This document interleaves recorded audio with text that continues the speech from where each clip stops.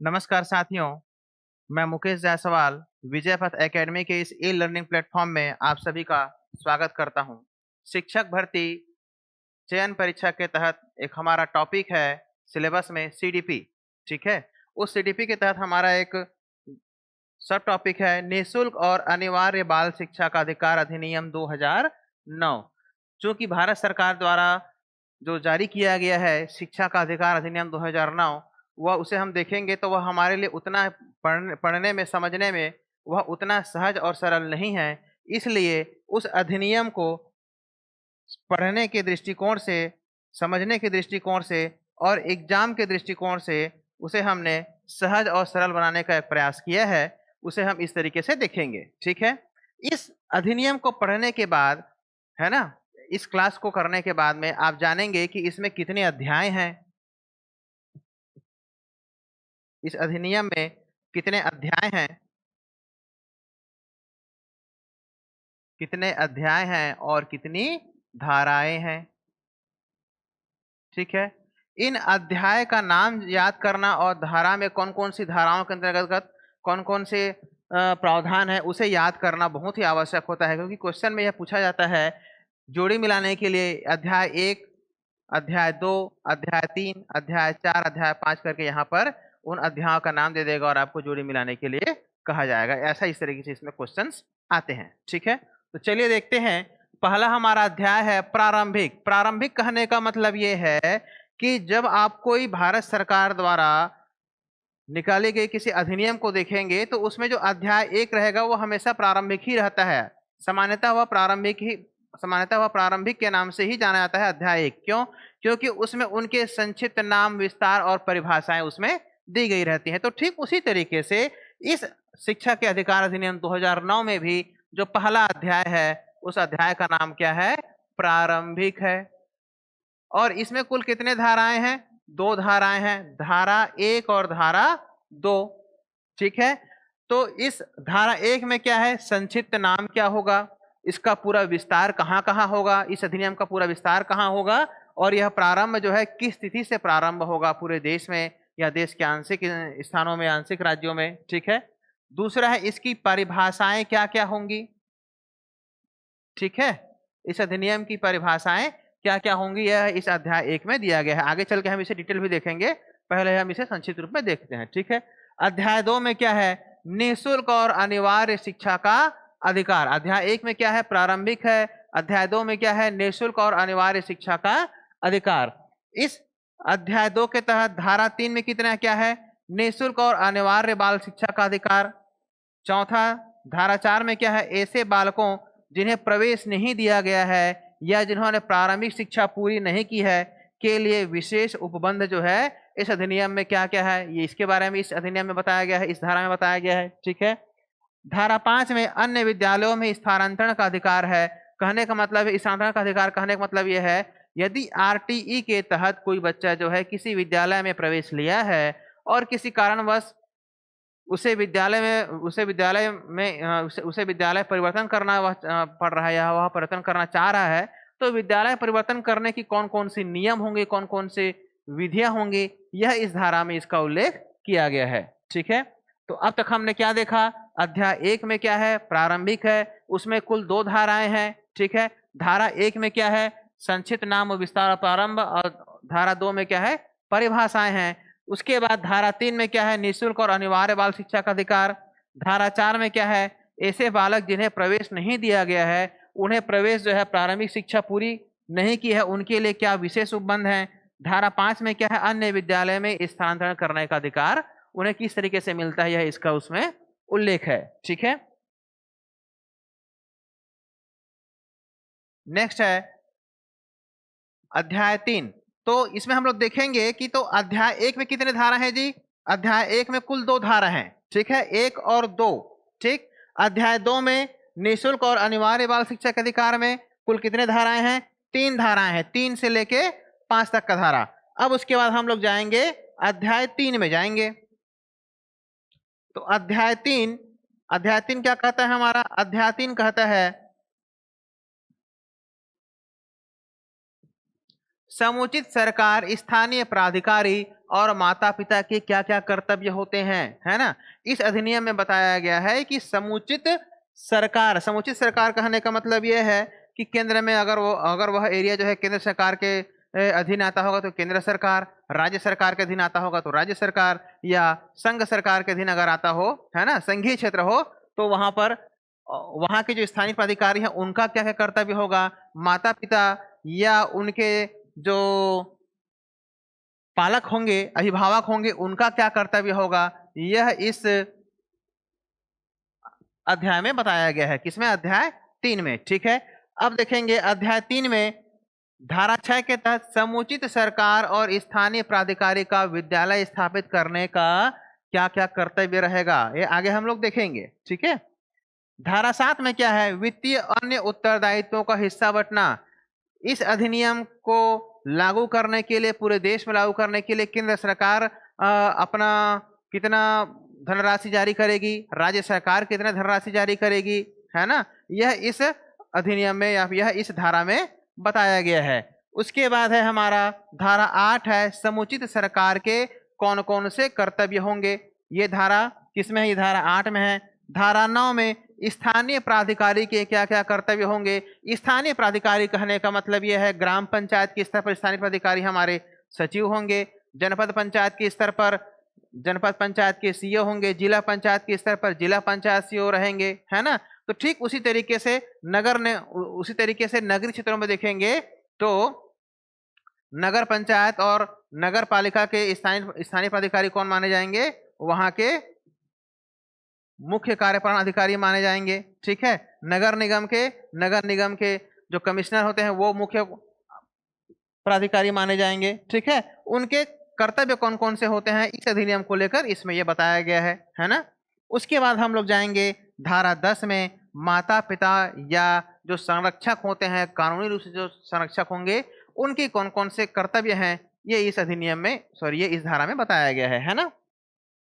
धारा 11 में क्या है? समुचित सरकार द्वारा विद्यालय पूर्व शिक्षा के लिए व्यवस्था करना। ठीक है, विद्यालय पूर्व शिक्षा कहने का मतलब ये है विद्यालय जाने से पूर्व जो है किसी बालक या बालिका को जो 6 से 14 वर्ष के उम्र के पहले पड़ाव में रहेंगे उनके लिए सरकार जो है कैसी व्यवस्था करेगी विद्यालय पूर्व शिक्षा के लिए, यह इस धारा में बताया गया है ना। नेक्स्ट है हमारा विद्यालय अध्याय 4। तो देखो इस अध्याय 3 में कितनी धाराएं हों गई? 6 से लेकर कितना हो गया? 11। चलो फिर से रिवीजन करो। अध्याय 1 में कितनी धारा है? कुल 2 धारा है। ठीक है, अध्याय 1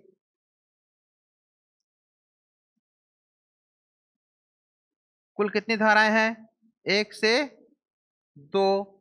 अध्याय 2 में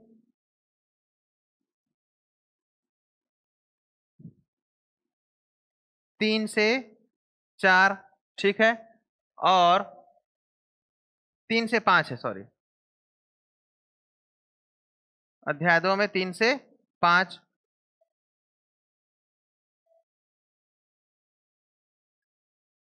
और अध्याय 3 में 6 से 11। 6 से 11 इसमें कुल धाराएं हैं। ठीक,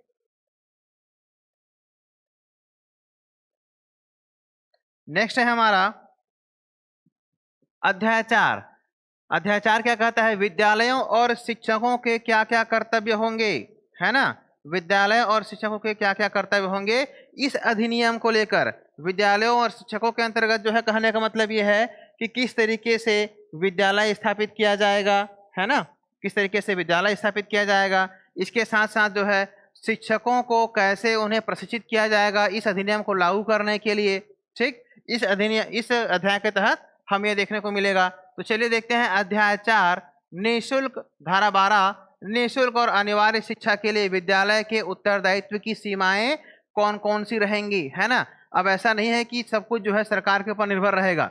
ठीक है, कुछ जो उत्तरदायित्व रहेंगे वो बालकों के माता पिता पर रहते हैं, कुछ उत्तरदायित्व सरकार के ऊपर रहती है, कुछ उत्तरदायित्व जो है विद्यालय एवं वहां जो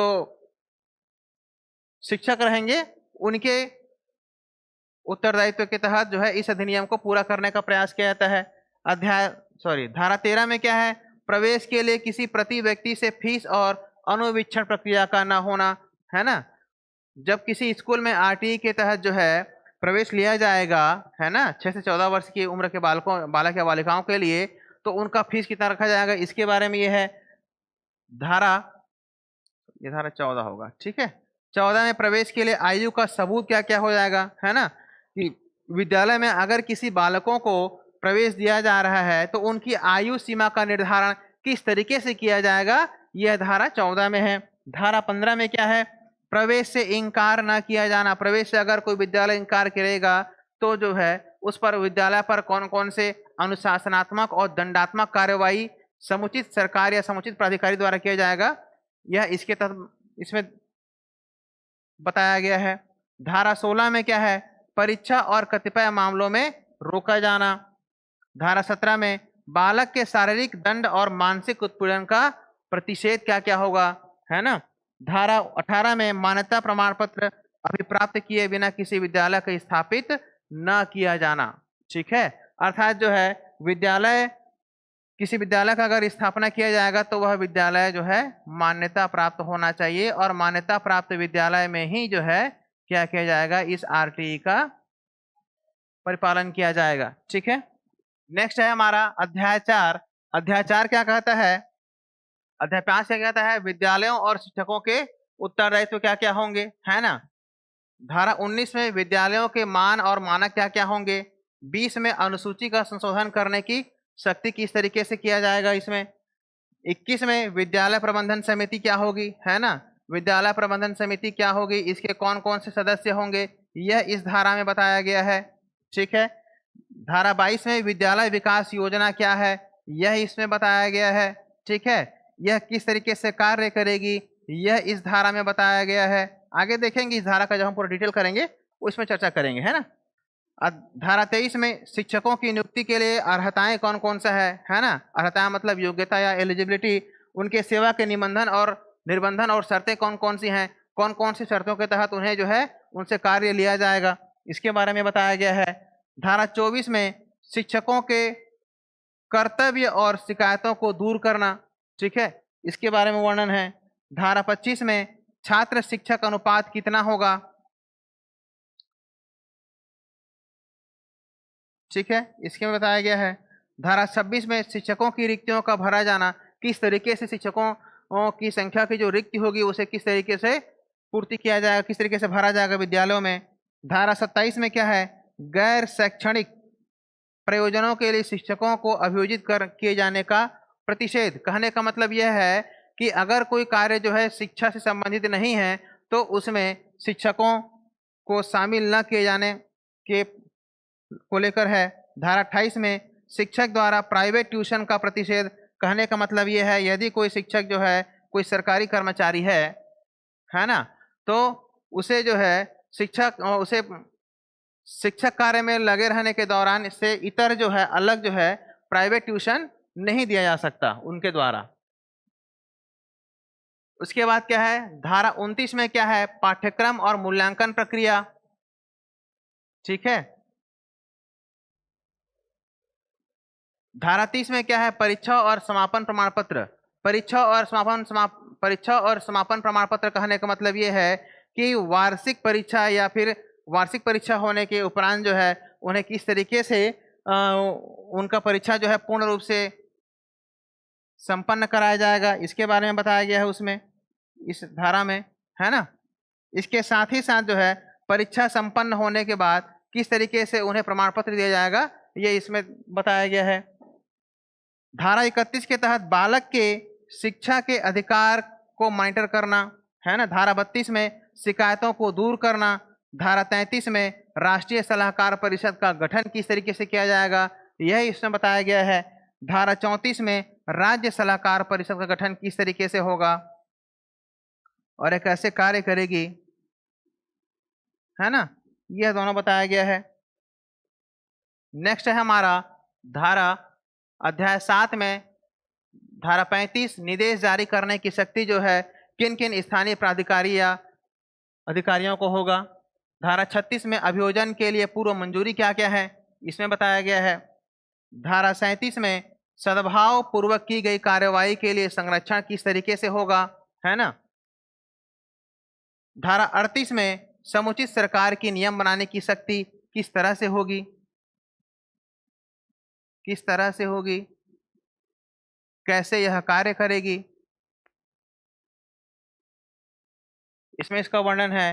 धारा 39 में कठिनाइयों को दूर करने के लिए केंद्रीय सरकार की शक्ति कौन कौन सी है। ठीक है, तो आज के क्लास में हमने क्या देखा, बाल अधिकार शिक्षा अधिनियम 2009 के तहत जितने भी अध्याय हैं और उसमें अध्याय जो 7 अध्याय हैं और कुल 39 धाराएं हैं, इनका एक संक्षिप्त वर्णन हमने देखा है ना। कल के क्लास में हम इसको आगे डिटेल करेंगे। ठीक, थैंक यू।